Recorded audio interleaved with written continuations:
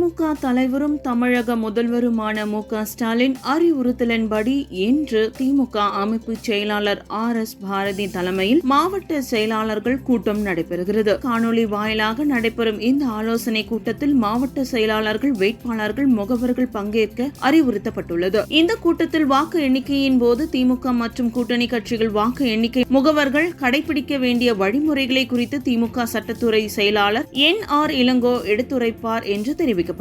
திமுக மாவட்ட செயலாளர்களின் ஆலோசனை கூட்டம் நடைபெறும் இன்றைய நாளில்தான் டெல்லியில் இந்தியா கூட்டணி கட்சி தலைவர்களின் ஆலோசனை கூட்டம் நடைபெறவுள்ளது. டெல்லியில் உள்ள காங்கிரஸ் கட்சியின் தலைவர் மல்லிகார்ஜுன கார்கே வீட்டில் இந்த கூட்டம் நடைபெறவுள்ளது. இந்த கூட்டத்தில் TR பாலு பங்கேற்க உள்ளார். இந்த கூட்டத்தில் லோக்சபா தேர்தல் முடிவுகளை எதிர்கொள்வது எப்படி, பெரும்பான்மை கிடைத்தால் பிரதமர் வேட்பாளர் யார், கூட்டணியை அடுத்த கட்டத்திற்கு கொண்டு செல்வது உள்ளிட்ட பல விவரங்கள் குறித்து விவாதிக்கப்படும் என எதிர்பார்க்கப்படுகிறது.